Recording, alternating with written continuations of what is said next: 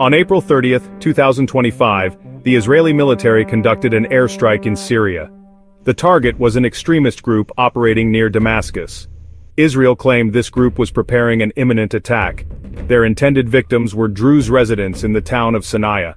This strike marks a significant escalation in regional tensions. It highlights the precarious situation of minority groups in post-Assad Syria. The Israeli government defended the airstrike. Prime Minister Benjamin Netanyahu called it a warning operation. He emphasized Israel's commitment to protecting the Druze community. Defense Minister Israel Katz echoed these sentiments. He stated that Israel would not tolerate threats to the Druze people. This operation underscores Israel's ongoing security concerns along its northern border. It also demonstrates their willingness to use force to protect their interests. The Syrian government responded with condemnation. The foreign ministry denounced the airstrike. They called it a violation of Syrian sovereignty. However, they stopped short of directly blaming Israel. This cautious response reflects the complexities of the Syrian conflict. The Assad regime is wary of escalating tensions with Israel while still grappling with internal instability. The airstrike occurred amidst a backdrop of escalating violence in southern Syria. Clashes between government forces and various armed groups have become increasingly common. The presence of extremist factions in the region further complicates the situation. This volatile environment raises concerns about the potential for wider conflict. It also underscores the challenges of achieving lasting peace in Syria. The Israeli airstrike followed a surge in sectarian violence in Druze areas near Damascus. The violence erupted on April 29, 2025. It began with clashes between Druze and Sunni gunmen in Jaramana. The trigger was reportedly a voice recording that insulted the Prophet Muhammad. Sunni militants suspected a Druze individual of making the recording. The violence quickly spread to the nearby town of Sana'a. This town has a significant Druze population. The clashes intensified, leading to a wave of killings and widespread fear. The fighting further destabilized an already volatile region. It also highlighted the deep-seated sectarian tensions that continued to plague Syria. Casualty reports from the clashes varied. Syrian state media reported 16 members of the security forces killed in Sana'a. However, the Syrian Observatory for Human Rights, a UK-based monitoring group, offered a different account.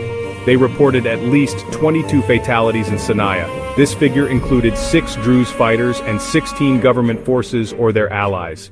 The discrepancy underscores the difficulty of obtaining reliable information in conflict zones.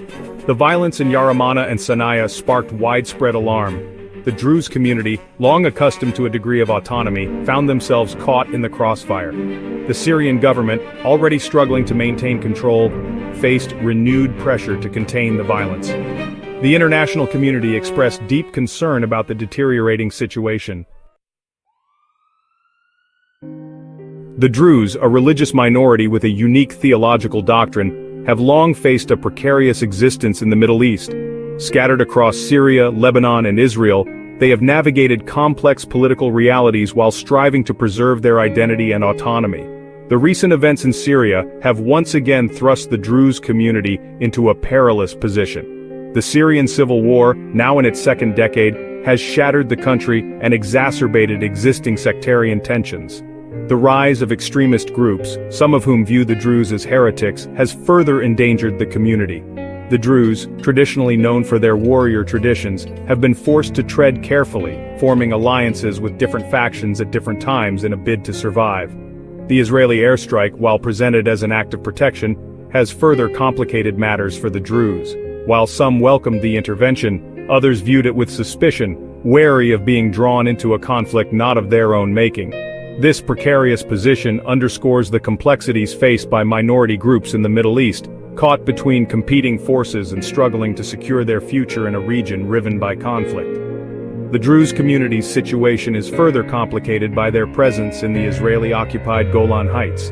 Annexed by Israel in 1981, the Golan is home to a significant Druze population, many of whom maintain strong ties to Syria. This geographic and cultural divide places the Druze in a difficult position, facing pressure to choose sides in a conflict that transcends borders. The Israeli airstrike in Syria carries significant implications for regional stability. It underscores the volatile dynamics at play in the aftermath of the Syrian civil war. The Assad regime, though weakened, remains in power. However, its grip on the country is tenuous. Various armed groups, including extremist factions, continue to operate within Syria's borders. This fragmentation creates a breeding ground for instability. It also raises concerns about the potential for spillover into neighboring countries. Israel's intervention reflects its broader regional concerns. They view Iran's growing influence in Syria with apprehension. They also worry about the transfer of advanced weapons to Hezbollah in Lebanon. The airstrike can be interpreted as a signal to both Iran and Syria. It demonstrates their resolve to protect their interests, even at the risk of escalation. The international community has expressed concerns about the airstrike and the escalating violence in Syria. The UN has called for restraint from all parties. They urge a de-escalation of tensions and a renewed focus on finding a political solution to the Syrian crisis.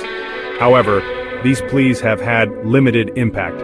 The situation on the ground remains volatile, with the potential for further escalation remaining high.